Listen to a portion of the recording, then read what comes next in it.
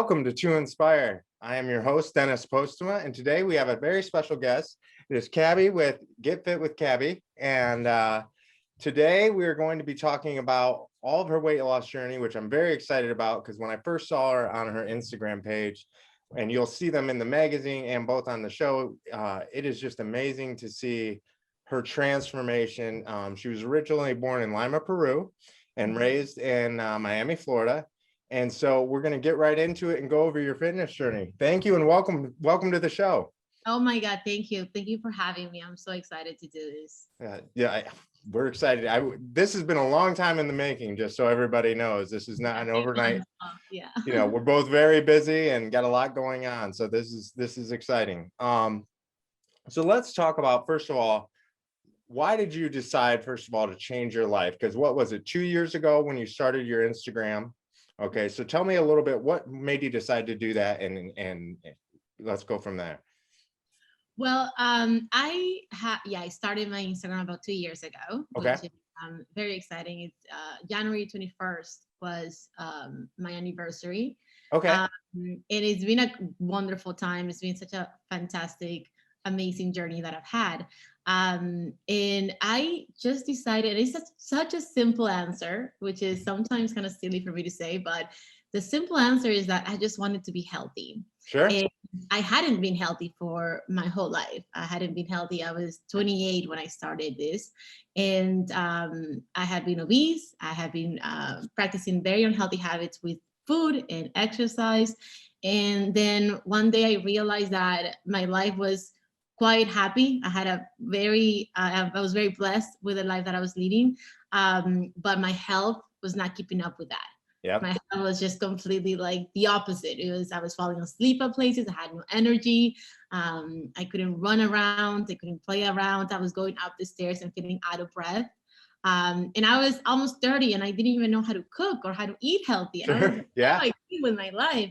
And so it was quite a decision that came very easy and quick for me. I was just like, didn't really overthink it. I was just like, I'm gonna start. I'm just gonna start. I'm gonna stop making excuses and just start.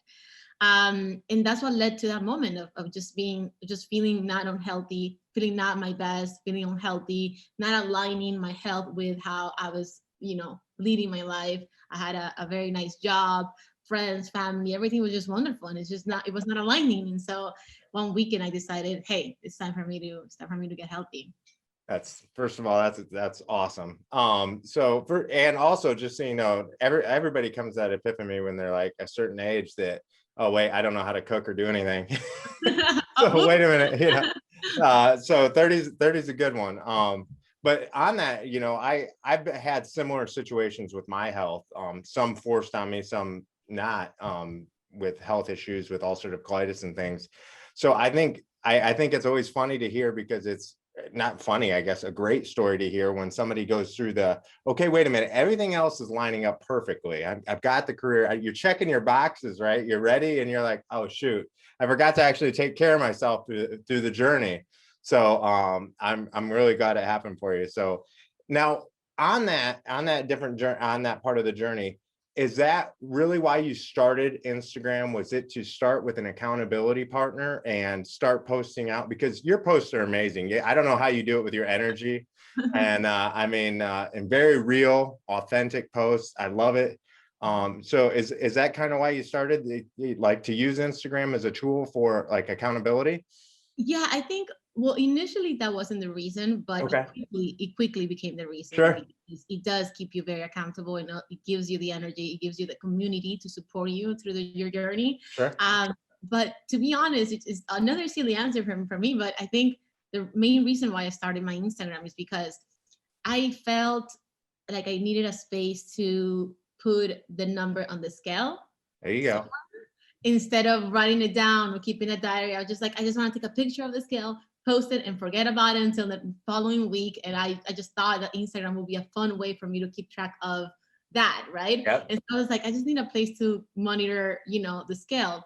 And that's initially why I started my Instagram. I was like, well, I'm gonna keep track of this through Instagram. It's gonna be fun. It's gonna be great. But like I said, it quickly became the reason. Instagram became the reason why I was so accountable with my own like journey, and I was able to get a very strong community from the get-go. Everybody was so welcoming. And I was a little bit afraid of the community on Instagram for weight loss, because you don't know what you're gonna get. You don't know how people are gonna respond to your journey. And it was within like a day or two that I started to get, some likes and some comments. And I found other people that were doing the same thing that I was doing. And I was like, oh my God, this is actually like a real space for people to be empowered and to feel healthy and to be accountable. And I just loved it. And so the main reason was definitely a place for me to add my scale number to this point. But within a few days, I was like, wow, I was very, very impressed by how strong of a community the weight loss community is online, on Twitter, on YouTube, on Instagram. It's just like a bunch of support. I have not encountered anything that hasn't been support from people. And my Instagram is very upbeat. I also blocked all of my friends and family at first. I was like, I don't want anybody to know about this. I just wanted it to be for me, my space, whatever it is, mine. And then within, I would say, 5 to 6 months, everybody started to find me, my friends, my cousins. There were like some people that I forgot to block. They were like, I saw you on Instagram. And I was like, oh yeah, that's me. And eventually I had to tell people because it was just growing. And I had to tell my friends and everybody around me, and they were so happy. And when they would see my Instagram, they were like, that is you. Like, it's exactly who you are. But on Instagram, this is exactly who you are. And I was like, yeah, it's not only me, but it's unfiltered me. Like, I just say whatever it comes to mind because I don't feel like I have a following. I just feel like it's just me on Instagram. So when my friends and family found it, they were like, that's exactly who you are. You're like super upbeat, you're super energetic, you're super bubbly. And that comes across on Instagram because it's a real me. And so it's just I'm sure that's why it grows and it does so well, is because you just have, you're very authentic. So I'm sure that's why it works very well. So it is such a fun time, and it feels such a good space for me. It's like a diary of what I'm doing, and I love it. I just really, really love Instagram. Hey, I get you. So got a question for you on your on your total. Numbers aren't everything, and when people see your before and after pictures, and we're going to get them to your to see all those and whatnot, so you started originally at 255 pounds 2 years ago. 245, yes, 245. 245 2 years ago. Wow. And can I ask you how good have you done so far? I have lost about 85 pounds. Wow. I know. Congratulations. Thank you. It's been such a it's so insane for me to even say those words in that big number, saying 85. I lost 85 pounds. That sounds to me like it's almost unachievable. It's almost like impossible. And then when you actually do it and you realize that it is very much possible and you can actually do it and that's attainable, it doesn't feel that way until you're on the journey and you do it. Because I feel like a lot of people, when before they start, they have this number of the amount of weight that they want to lose. And it's such a big number sometimes, they're like 50 pounds, 100 pounds, that it just seems impossible sometimes. And so to even say that I've lost 85 pounds and I'm going to like the 100-pound mark, it's just very excited to say. I'm very proud. I lost most of it the first year, because the first year I was like, I'm gonna do this. And then progressively I decided to kind of have a balance of weight loss and fitness and eat a little more and all that. So the past the second year I lost I would say like 25 pounds, I believe 35, but the first year I kind of lost most of it, and I'm still on the journey now, but 85 pounds so far. Wow. Congratulations. That's amazing. That's great. And so I always say too, it's like every time I look at my sidewalk to shovel snow here, because I'm not in the warmth, I'm in Ohio. So everybody says each journey begins with a single step, but if I look at the end of like what I need to shovel the snow, I just want to quit. But if I do one scoop at a time, somehow it gets done. So that's how I look at weight loss and training. But so tell me, so you picked up fitness, and obviously if you're gaining muscle, you're going to run into that hump of you're going to start gaining muscle, so your weight's going to start going back up. So I love that you mentioned that, because we are going to talk about others and how they can get into this, because you're going to hit that plateau of weight loss because of muscle build. So what's a day look like for you, and as far as fitness goes and eating? Well, I can talk to you about how it's changed through the 2 years that I've learned Okay. about Yes, please do. muscle. I started by doing cardio mostly, Okay. and I wasn't really thinking about muscle at that time. I think for me, it just because there's a lot of information out there on how to get fit and healthy, it was Sure. very overwhelming. So I told myself, let's just keep it simple. Let's just do one thing at a time, like you said, like one day at a time, one thing at a time. And I just started with walking, and I did a very low amount of calories. I started with 1350 calories, Okay. which at the time was very low, but I was also not doing a lot of fitness. I was just walking, right? And so it was easy for me to keep that amount of calories. But through trial and error, I didn't know what I was doing at first, but through the months I realized that yeah, 1350 calories might be a little low for in the moment, but also it's very important to choose what you eat, right? Because if you eat Sure. veggie protein, that might fill you up more than a bag of chips, right? And so Yeah. being wise with what you're eating with those calories, right? And so that's the first step. And then eventually I started to incorporate more fitness, more weight lifting and strength training and toning, and that was the second year. And I was like, I cannot keep doing 1350 calories because, like you said, like I'm burning more energy. I need more Yeah. energy, and like I'm also like I'm gonna gain weight, and I just like a big combination of all the factors.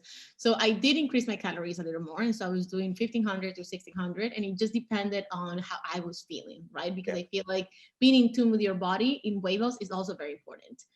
It's not like a one size fits all. It's not like one diet for all. It's just you have to know your lifestyle. Yeah. Do you have a family? Do you not have a family? Where do you work? How do you feel? Your mental health, your capacity, emotionally and physically. It's just a lot of factors, and you just have to like practice different things and try different things until something just clicks, right? And so for me, that's what happened for the second year. It kind of became more evident that I needed to do more strength training because I wanted to be a little more fit. And I increased my calories, and I was able to play around with the amount of calories that I was doing, because for a while I tried 1700 and for a while I tried 1400.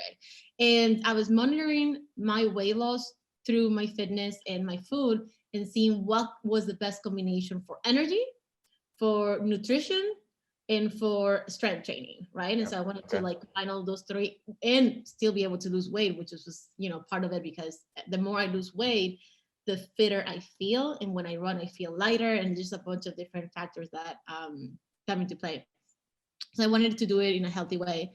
So I tried different things, and for me what worked the best for my situation was 1500 calories and a combination of strength training and cardio. Now what I do is I took a break from counting calories in December. Okay. I kind of gave my body a bit of a reboost, Yeah. because I was doing a calorie deficit diet for a while. And I did what I said, I need to increase my calories for a little bit, just kind of focus on using my intuition when I eat, and learning how to do that, which is also very important. And that's something that I practice now with calorie counting. So I do both. I'm like, okay, am I hungry? Am I not hungry? Do I want to eat? Do I not want to eat? All that. And right now, my current day kind of looks like 1500 calories a day. Every meal and every snack that I have, I make sure to include protein. So Okay. I'll do like some sort of peanut butter or some sort of like anything that has protein, I'll have that. And I run. I go in the mornings and I try to run 2 miles or 2 miles and a half, 3 times a week.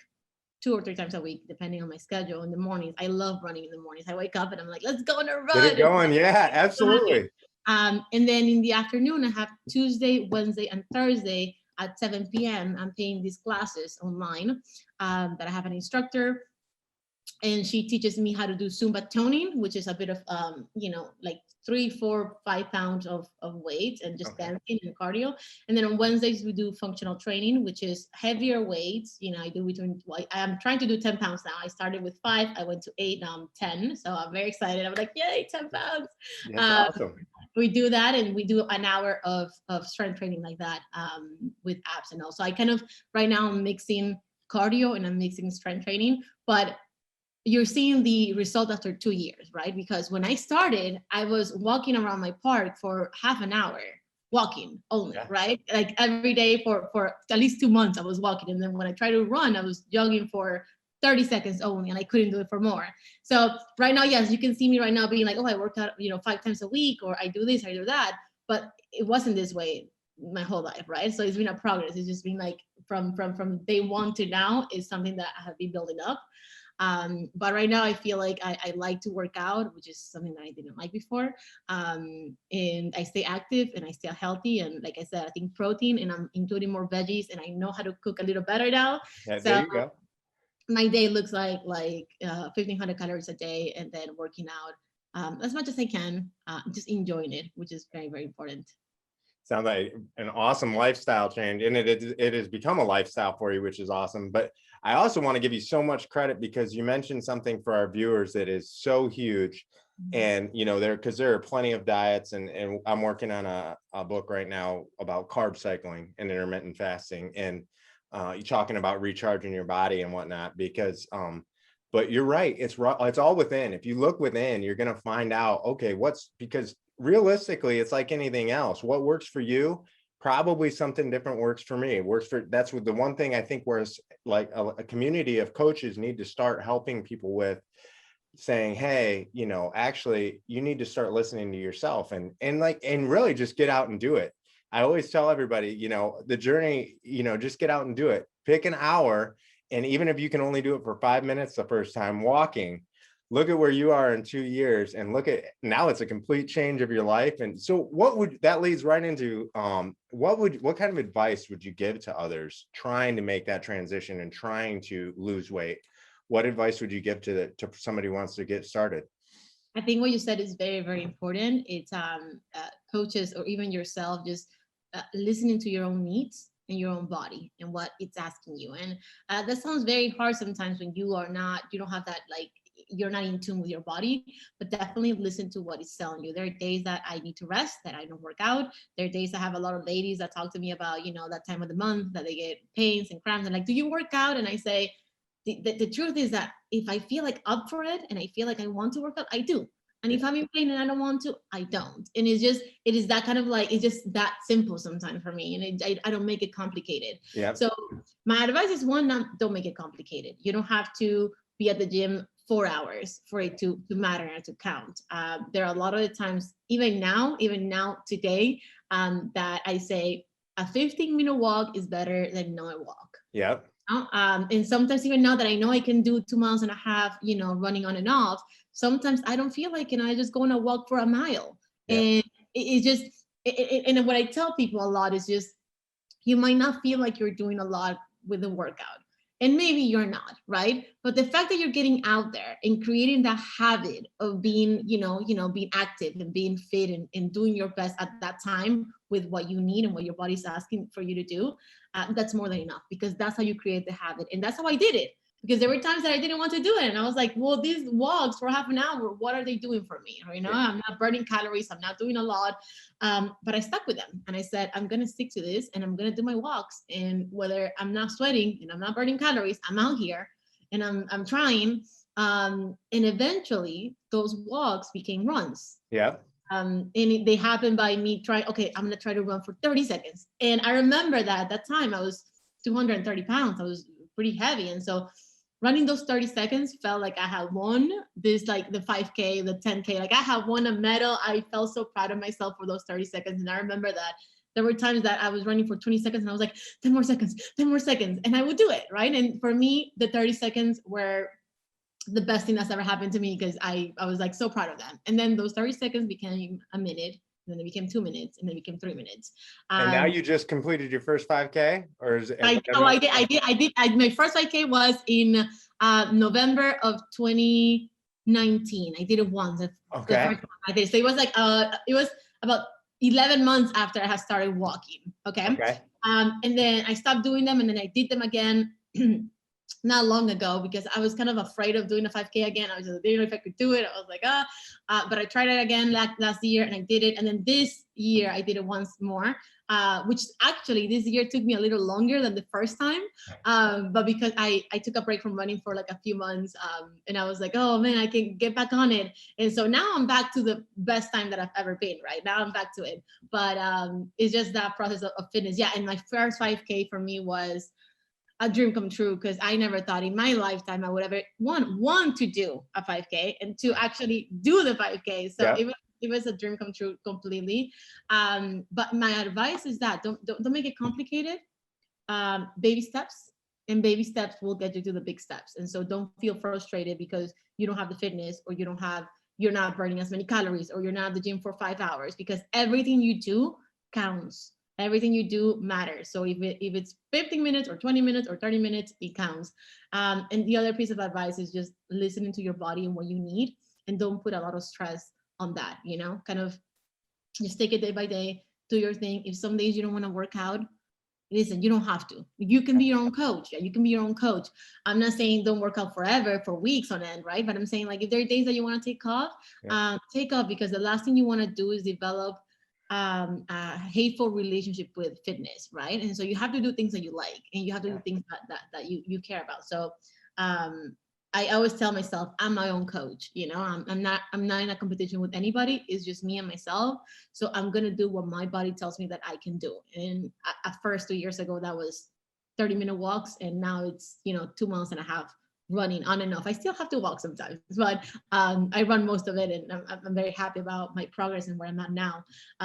But it was through the idea that I was my own coach, and I didn't need to impress anybody but myself, and I need to do my best. Yeah. So I think that is my biggest advice. I think that's great. And that keep it simple. It's not easy, but keep it simple. And you mentioned something too, your mental toughness. How much has that grown over the last 2 years, knowing that you're your own coach, you're your own accountability partner for that? How is that? How have you noticed a big change? Definitely. I think, but also what happens when you let go of that pressure of wanting to be like the other person, or wanting to, be at the gym for 5 hours for it to count. And when you let go of the outer pressure, it just really helps you be that strong-minded, and your motivation and your discipline, right? Because then it's just you, and you don't need to care about anybody else.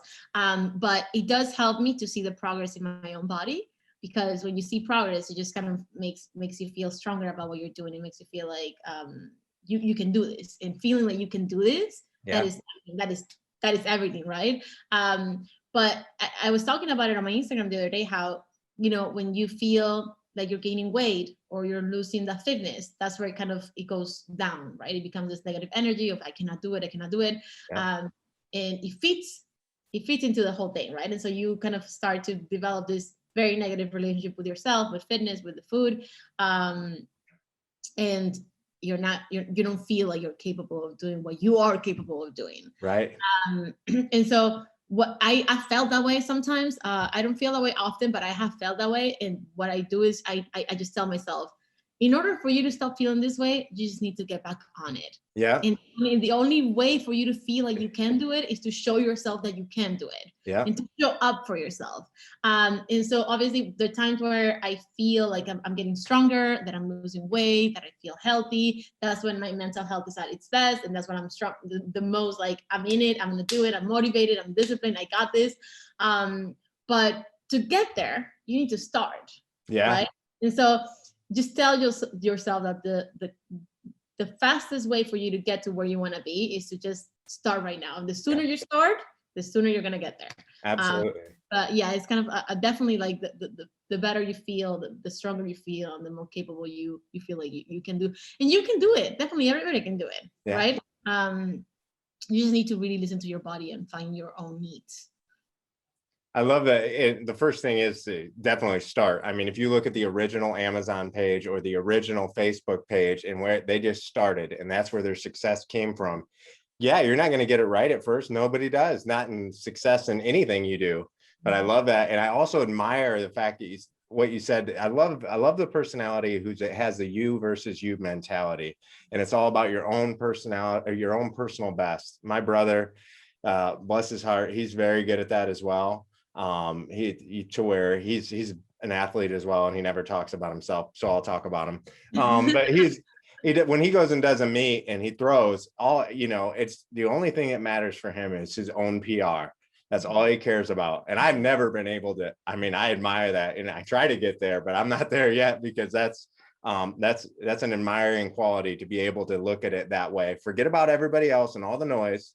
What have I done that's improved myself? So I love that. And the other thing I love is no excuses mentality. I hear people who say, oh, well, I travel. I mean, I remember using a briefcase and putting my laptop in it and putting a bunch of extra magazines in it and doing curls in a hotel room. So I'm doing push-ups. So, I mean, there's all sorts of reasons, and you can eat chicken without a bun, and you can do all sorts of different things to help. So I love that you mentioned that. That's really good.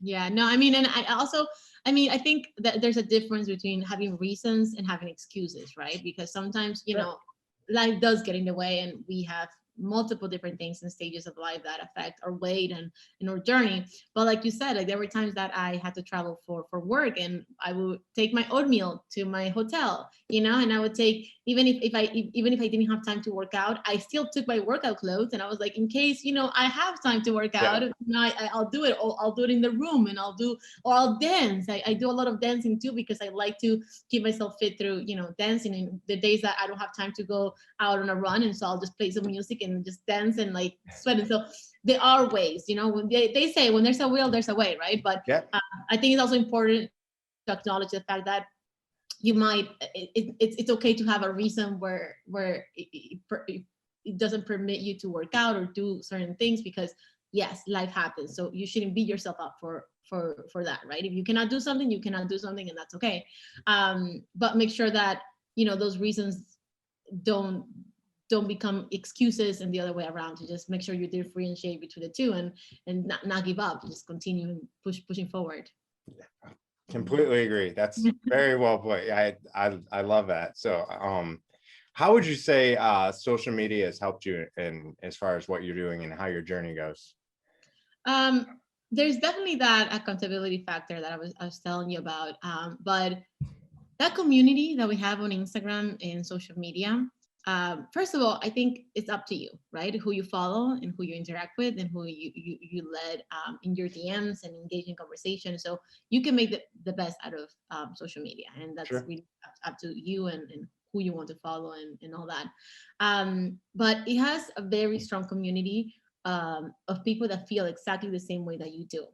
And when you find a space where you find people that relate to what you're doing, and you can relate to them, and they're normal people, working people, moms, you know, all kinds of different people that you can find, students, like anybody that will, you know, that whose life will look like yours, it makes you feel like you can do it. And so I feel like Instagram, if anything, is a way for me to feel like I can do it, because I see other people do it, right? And so I follow girls that I don't follow a lot of fitness gurus or, you know, big influencers. Most of the people that I follow are normal girls like me that are just trying their best, and that encourages me, because I see that they're trying their best, so I can do it too. And so I follow. I'm not a mom, but I do follow a lot of moms that are also very busy. And I always tell myself, if they can do it with 4 kids, I can do it with no kids. So, you know, I just tell myself. And so I think it's having that space, which is amazing. The internet is just, I sound like, you know, I sound so old, but the internet is amazing, where you can find people from all over the world that you can relate to, and they can give you advice, and you can see what they're doing and maybe replicate that and feel motivated. And so it has helped me a lot, inspiring me and pushing me the days that I didn't feel like doing it. And also it helps me keep going, right? Because I do have an audience, and I do have a platform that is there, and they feel motivated by what I'm doing. So not only do they motivate me, but I know that I motivate them. And it's this amazing, beautiful, positive cycle of motivation and love and support. And there are times that I've been like, okay, I don't want to do this anymore. I'm good. But that I know that I want to keep going for my health, and that I have a platform that will continue pushing me, and I can continue motivating, and so I keep going, right? And so it's a bit of a both way street. But if anybody wants to start their Instagram, I definitely recommend this 100% to do it. And they can start it the way that I did, which is blocking people from your work or from your friends or from whoever you don't want to follow you. That's what I did at first, and I just kept it about completely people that were about fitness and health and weight loss, and that I could relate to. It used to really massively help me on my journey. Just such a powerful tool to have. to keep yourself accountable and to have that community of support of people that look like you and that motivate you every day. That's awesome. So you really built a teamwork and a family around that is relatable to you, and that is what's beautiful and what's powerful about the internet. There's always, you know, bad with any good, but that is what's powerful about it, is you can, no matter where anybody lives, you can find those things and you can find that community. So well, first of all, thank you very much for being on the show. How does everybody get a hold of you, or how do they follow you on Instagram if they want to check you out? Of course, my Instagram is Get Fit with Cabi, or Cabi. You can say however you want to say it. Get Fit with Cabi, and I'm on Instagram, I'm on YouTube, I'm on TikTok, I'm on Twitter. So that's where I'm gonna be hanging out. But my main platform is Instagram. That's where I update every day. You can see my recipes, you can see my meals, you can see my fitness, what I'm doing every day on my story, and my feed with my before and afters that I've sent you. You've seen them, and they made me excited, and they're really motivating to see myself just through the years changing. I have everything documented on my Instagram, so that's where you'll find me. It is truly inspiring. Your Instagram is very inspiring, and I thank you for making a difference in the world and for helping people out there to get to that next step in the journey. So thank you so much for being on the show. Thank you. Yeah, it's been an honor, and thank you for being inspiring, and we want everybody else to live to inspire. Thank you.